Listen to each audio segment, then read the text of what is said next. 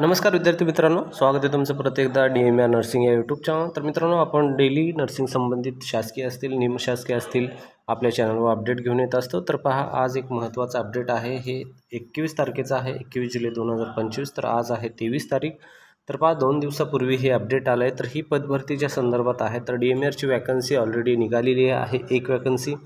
त्यानंतर ही दुसरी वॅकन्सीच्या संदर्भात पदभरती आहे। तर पहा, व्हिडिओ आवडला तर नक्की व्हिडिओ लाईक करायला विसरू नका। चॅनलला जर पहिल्यांदा तुम्ही भेट दिली असेल तर नक्की चॅनलला सबस्क्राईब करा जर तुम्हाला आवडत असेल तर, आणि बेल आयकॉन बटन पण दाबून ठेवा जेणेकरून लवकरात लवकर जे अपडेट आहे ते तुमच्यापर्यंत पोहोचून जातील।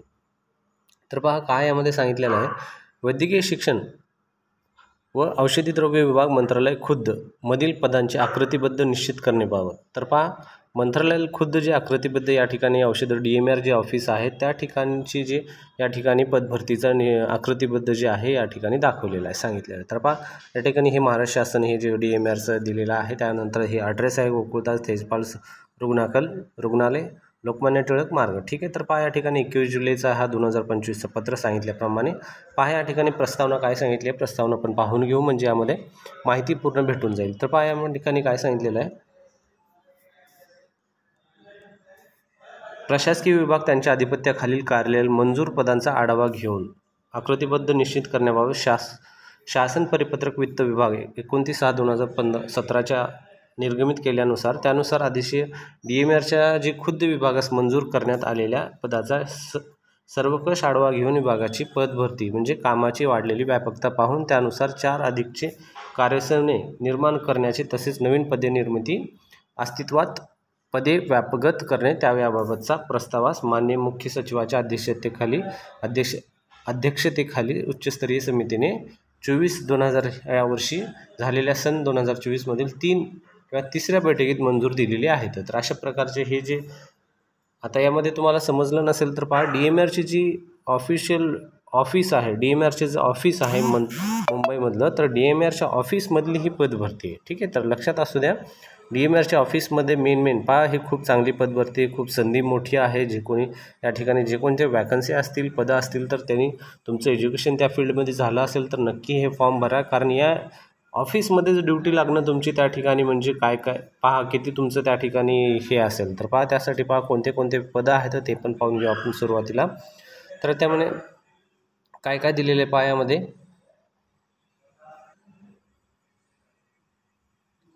तर पहा, सर्वात अगोदर जे आहे अप्पर मुख्य सचिव, प्रधान सचिव आणि सचिव हे तिन्हीपैकी संवर्ग पदं आहेत, त्यामध्ये एक पद मंजूर आहे, ठीक आहे। त्यानंतर दुसरं आहे जे अनुक्रमांक आहे सहसचिव, त्यामध्ये पहा दिलेले आहे, तर टोटल जे आहे तर सहसचिवसाठी त्या ठिकाणी 5, त्यामध्ये उपसचिव पण आला आणि अवर सचिव पण आला, ठीक आहे। तर पहा, सहसचिवमध्ये S27मध्ये मोडलं जातं, म्हणजे हे जे आहे वेतन श्रेणी आहे, या ठिकाणी तुमची बेसिक पेमेंट वगैरे हे गृहीत धरली जाते। S25 जे आहे उपसचिवला आहे आणि अवर सचिवला या ठिकाणी S23 आहे। तर पहा, या ठिकाणी या दोघांसाठी जे दिलेले 5 जागा आहेत आणि अवर सचिवसाठी असे 6 जागा दिलेल्या आहेत, ठीक आहे।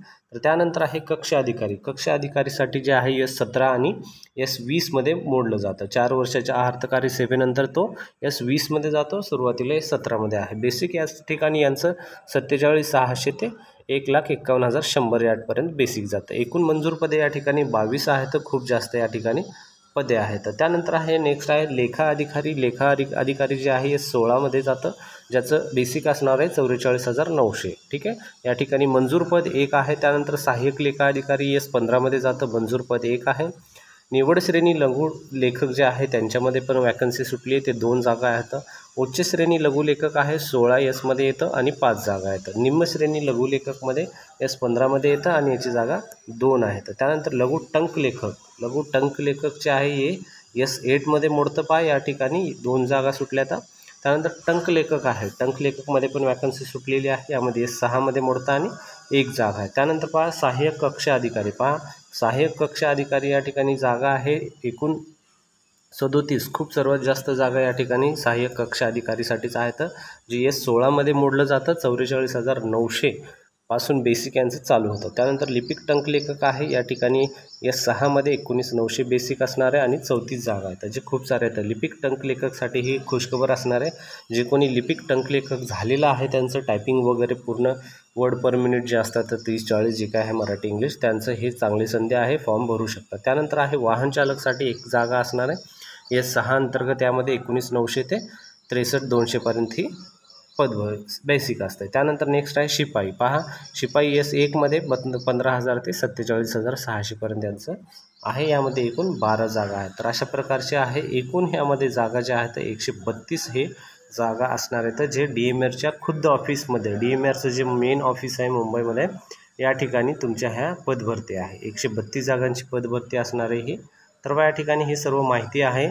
त्यानंतर पहा या ठिकाणी काय दिलेलं आहे, पुढची माहिती पण पाहून घेऊ. हे संदर्भ जोडलेला आहे 2024च्या इतिवृत्तांमध्ये.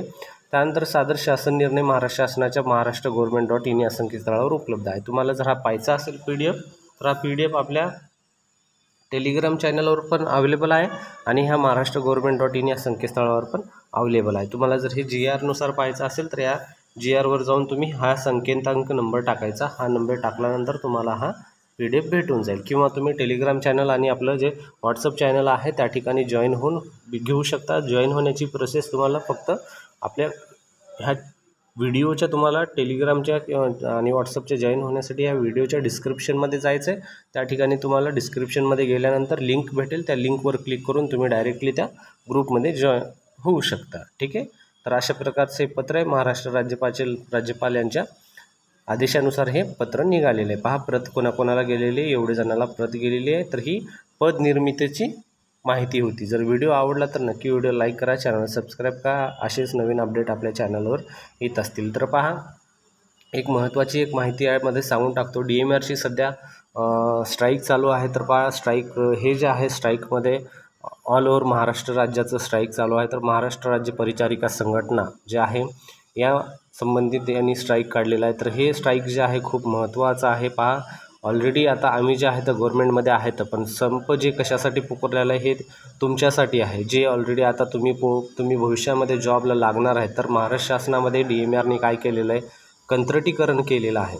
कंत्राटीकरण हे झालेलं आहे. म्हणजे कंत्राटीकरण त्यांना मोस्ट ऑफ द पदं ते कंत्राटीकरांनीच भरायचा प्रयत्न करा. तर DMRमध्ये पण पदभरतीचा GR जो आहे कंत्राटीकरणचा निघालेला आहे. त्याचा पण व्हिडिओ मी तुम्हाला लवकरच अपडेट टाकून देतो. तर तुम्ही ते पण पाहू शकता. तर हा संपामध्ये सहकार्य करा. जे कोणी BSc नर्सिंगचे विद्यार्थी असतील, जे कोणी असतील संपामध्ये तुम्ही हे न्यूज वगैरे माहिती शेअर करा, जेणेकरून संपामध्ये सर्वांना ही माहिती भेटेल. पहा हे एक तुमच्यासाठीच लढा आहे. यामध्ये तुम्हाला तुमचाच फायदा आहे. कंत्राटीकरण जर बंद झालं तर तुम्हाला यामध्ये भविष्यामध्ये परमनंट नोकरी लागेल. वेतन त्रुटी चांगली झाली तर तुम्हाला याचा जॉब लागल्यानंतर वेतनचा फायदा भेटेल. ह्या सर्व गोष्टीच्या काही मुद्द्यानुसार हे महाराष्ट्र राज्य परिचारिका संघटना संपावर गेलेला आहे. आज 7 दिवसच्या जवळपास झालेले आहेत संप. 15 तारखेपासून 16-17 हे 2 दिवस आझाद मैदानमध्ये होतं.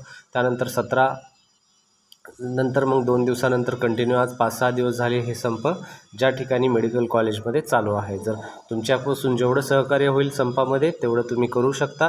तुमचे काय त्यांचे पॅम्पलेट असेल, न्यूज असेल, ते सर्व संपामध्ये असलेली व्हिडिओ आले असतील स्टेटसला ठेवा, शेअर करा, जेणेकरून यामध्ये शासन दखल घेईन आणि याचा तुम्हालाच फायदा होईल.